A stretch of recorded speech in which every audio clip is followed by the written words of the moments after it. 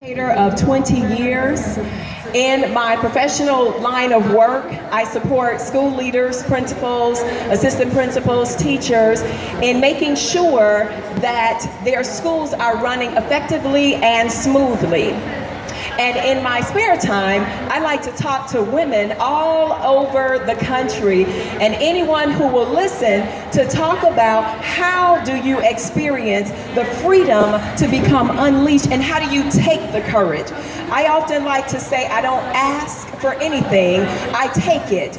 We have taken so much. We have gone through so much. And so in this time in your life, stop asking and begin to take what actually belongs to you. Take what you have worked so hard for. And one thing I like to say, ladies, never tell people I'm going to give you a piece of my mind. All of your mind belongs to you. Is that right? That is right. All right. So I want you to repeat after me because there's one thing I want you to understand as you're listening to the seminar. You are loaded. Say, I am loaded. I am loaded. I am loaded. I am loaded. What are you loaded with? You're loaded with seeds of greatness.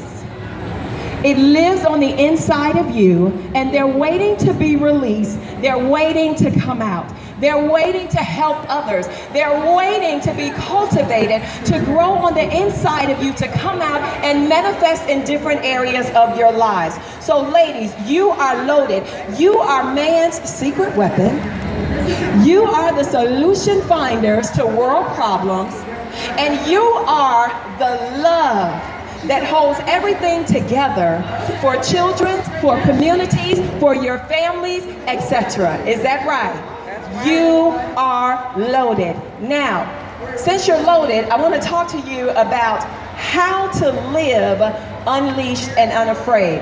Oftentimes we read about women who have made marks on this world and they live very successfully, but the key ingredient often that's missing is the how. Would you agree?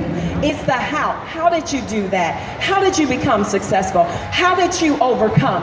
How did you become a cancer victor, not just a survivor, right, Dushanda? My sister-in-law is sitting here in the audience. She is a cancer victor, had 3 strokes and bouts with cancer and said, I'm going to be victorious. How do you do that when you're facing situations that look very daunting and like there is no success and there is no hope?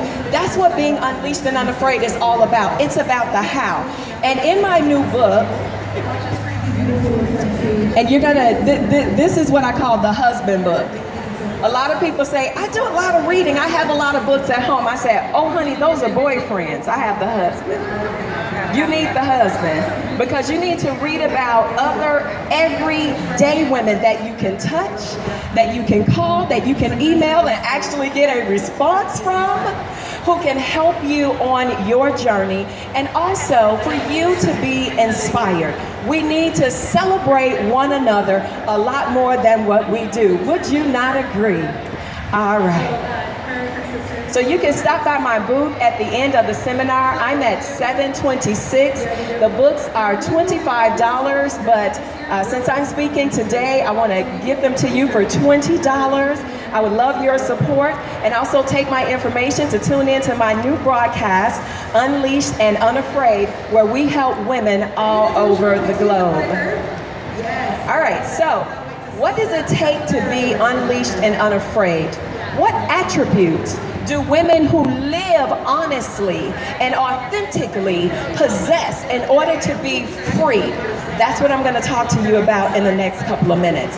So first of all, there are many attributes, and I named 25 of them, and I also give you the stories of 25 women interwoven with the life of my own to help you understand the unleashing process. But today I'm just going to talk to you about a couple. So women who live unleashed and unafraid see themselves as someone to know. Say, I am someone to know. The only reason I don't know you is because we have not met yet. I don't know why I need to know you, but you do. And you need to, from this day forward, if you have not embraced that, and take control of that. Here's one example. When I was 17, I was interviewed by Oprah in a very special segment titled In the Name of Self-Esteem. Also on that show was the late, great Dr. Maya Angelou, Drew Barrymore, and there was a family who had survived a horrific fire. And in that interview, I remember her asking the question, what gives you the courage to do what you do? You're 17, you live in poverty, you cross gang lines in Chicago, drug-infested areas. My husband is here as well. He was also interviewed by Peter Jennings, and Harry Porterfield also did a story on us. And so there's a group of young, gifted Black African Americans who excelled at very high levels, and everybody was amazed at what my teacher was teaching us and how we overcame and all achieved 4-year scholarships to major universities. That was amazing to people. And so people wanted to talk about that. And so what I began to do is begin to notice things. I chronicled that because I said, it's not arrogant, it's not pride, I'm not puffed up, I am someone to know. I said, wow, I've overcome these battles and these challenges to make it through college, graduate school, and earn a doctoral degree, first in my family. Harry Porterfield said, you're someone to know. Why? Because I completed most of my college journey while living in a car. How do you do that? You hear people saying it, but how do you do that? On the Peter Jennings show, we told similar stories. And so I began to chronicle. I collected every article. I took every positive comment that someone stated about me, and I made a gallery in my home. And I walked around that gallery. And I read it as if I was in an art gallery. And I watched the videos. And I determined, with all the successes that I had in life, I needed to look no further than my own self to say, I am someone to know. And you need to know about me because you have daughters who are going to graduate college. When they graduate high school, they need to soar higher. And if they're facing challenges, they need to meet people who have overcome those challenges to say, I can make it despite of, in spite of. Is that right? So you too are someone to know. I want you to begin to chronicle what you already have, what you've already accomplished, what people have already said about you, and reflect on that very, very often, okay? The second attribute that women who are unleashed and unafraid have is faith. They have faith. We have faith. I'm not just talking about, oh, I believe something can happen for me and it will be good. I'm talking about red-nosed pit bull faith. This is the way I describe it in my book. A red-nosed pit bull, when it sinks its teeth into something, people say, well, their jaws don't really lock, but I disagree because when dogs sink their teeth in, they are locked. They are stuck. That's the type of faith that you need to have when you have a vision, when you have a goal. And let me tell you something about dreams. Dreams are meant to be achieved over a lifetime, and sometimes we may transition out of this life before the dream is actually realized. So I want to talk to you about vision and goals. When you have a vision for something, such as myself, the vision was to write the book, Unleashed and Unafraid, to help women. And when I wrote this book, God told me, He spoke to me and said, this is more than a book, it's a movement. And so I began to have faith in that. And so no matter what comes, no matter how many people say, oh, it's just a book. We can't allow you to enter this show. It's just a book. You're not an artist. I began to make my case for why you need me and why I should be here. Because my faith says that this is a movement. And if it is a movement, that means that I need to step out and I need to act. There are some things that I need to do and I can't let go. You need to have faith like you need to breathe. How many of you need to breathe? I like living, don't you? I need to breathe. Therefore, you need to have faith in order to accomplish your vision and your goal, and you never, ever let go. The woman that I describe in this way is my mom, and she taught me how to have undying faith that never ever dies. It didn't matter if I was living in a car. It didn't matter if I was told. I did a Walt Disney internship when I was in college, and I was told that I would never be accepted because I was an English major, not a business major. And I just stood there and I looked at the recruiter and said, "Are you going to put my applications with the rest?" He said, "I don't think you heard me." I said, "Yeah, I heard you, but I also have faith that I'm going to get a Disney internship." That's what my faith says. So you can say what you want, but I'm telling you what I believe, and that's what I'm going to stand on. Tell me 3 months later, I get the packet in the mail that says, "Welcome to Walt Disney World." All right. Another attribute that women who are unleashed and unafraid have is taking calculated risks. Let me distinguish a calculated risk from a risk. A risk is a chance. You take a chance on something. And we take chances every day in our lives. We take chances with our health. We take chances with our relationships. We take chances with our finances. I'm not talking about just taking a random chance. I'm talking about taking a calculated risk where you weigh the advantages and the disadvantages of whatever situation you're facing. You know that there could potentially be consequences, but you may be willing to say, "I'm going to step out on that undying red-nosed pit bull faith, take this calculated risk to see what the end is going to be." Let me give you one example.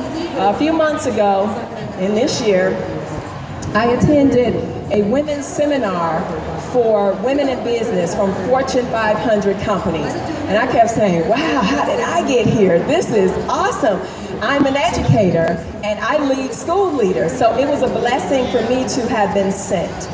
And while we were at the seminar, while we were at the conference, there were plenty of seminars just similar to this one that took place. And there was one interview in particular that really interests me. It's a Hollywood producer. Oh my gosh, she's just so gorgeous, so articulate. I love this woman. I won't mention her name, she might be here. But at any rate, after she was interviewed, she said, "I'll entertain questions. And by the way, we're looking for fresh faces." And I said, "Oh wow, that's my opportunity." But then I remembered, I'm sponsored by my company. I'm an educator. I'm not supposed to ask about personal endeavors. But the inner flame, the acting flame, the entertainment flame in me just would not die down. You know how you get that burning right here in your chest and it won't go away until you do what you're supposed to do, until you reach out and grab that person you're supposed to talk to? Well, that's what happened to me. And I knew there was a great chance that although she said we're looking for fresh faces, I would be shot down. I knew that because it happens all the time. And so I took myself, and she says, "Any questions?"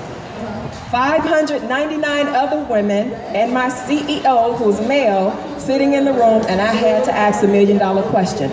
I took the calculated risk because I did not want to leave that seminar not knowing what would have happened. And so I said, I could move into destiny or I could be fired. I'm going to take the calculated risk. I'm going to move toward my destiny, and I'll explain to my CEO later why I did that.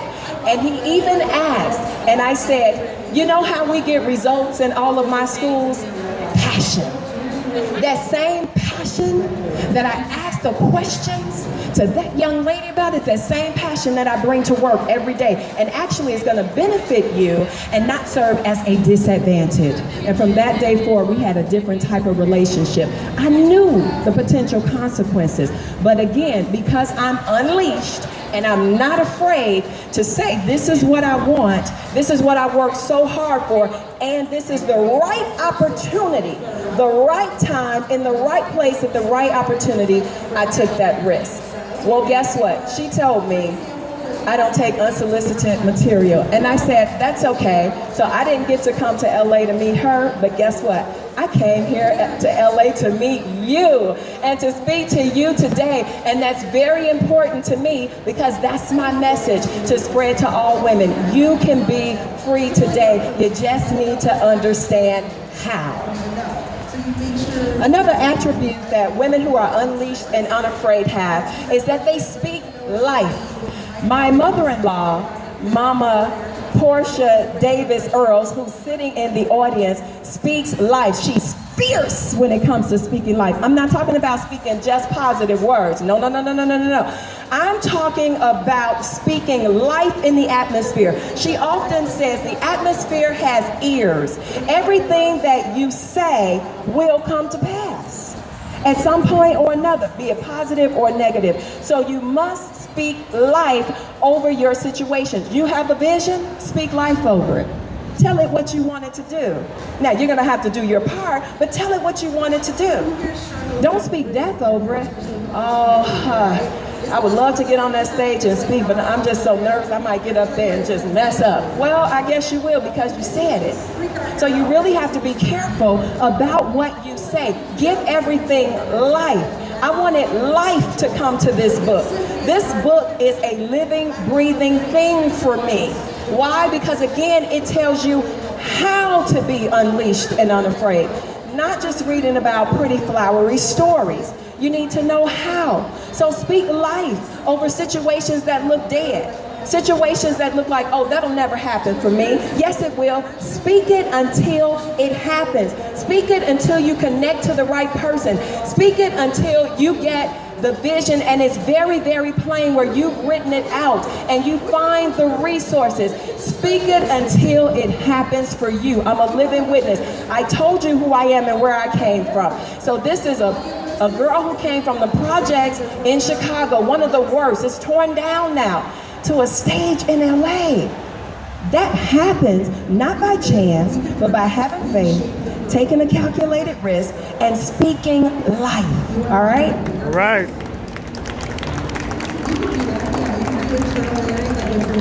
Another attribute that women who live unleashed and unafraid, honestly and authentically, I'm talking about being you, is investing.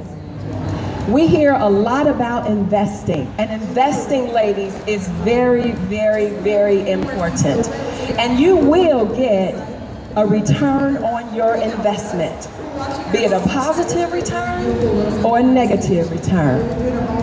From this day forward, make up your mind to invest in yourself and invest yourself. Invest yourself in your vision. Invest yourself in your goals. Invest in you where you want to go, not just where you are right now. I live in Chicago. I invested to come here to LA because my message is that important. My message is not a Chicago message. It's a global message. And so that took investing finances, resources, investing myself, making sure that I had a message to deliver to you that you can take back with you and use. That takes time. That takes an investment. And guess what the return is? For me, with my book, I receive a lot of letters. A lot of women who call me, they're crying. A lot of women Facebook me, they inbox and say, hey, I want to be connected to this particular woman that you wrote about. That took an investment for me to sit down, interview people, write out their stories, and figure out how do those stories interweave with that of my own so that women everywhere could be free. Invest not only in yourself, but invest yourself 100% and fully in whatever you're doing. And for God's sake, if someone says something negative to you, dismiss it. Let me tell you something about people. People a lot of times do not understand your vision. They don't understand your passion. They don't understand your goals. And you know why? Because they lack the capacity, because they're not you. So don't allow their words to be invested into your life. You snatch those words out the atmosphere, and you do like Mama Davis says, speak life continuously. And just so everyone knows how the raffle works, there's a number on the back. You can learn more about how to live unleashed and unafraid in every area of your life, again, by picking up the book. It's a phenomenal resource. I encourage you to get one for yourself and get one for your loved ones and your friends. It is going to help you. You can visit me at my website, www.drsabrena.davis.com. Thank you so much. I love you with the love of the Lord. God bless you and enjoy your time at the Ultimate Women's Expo. All right.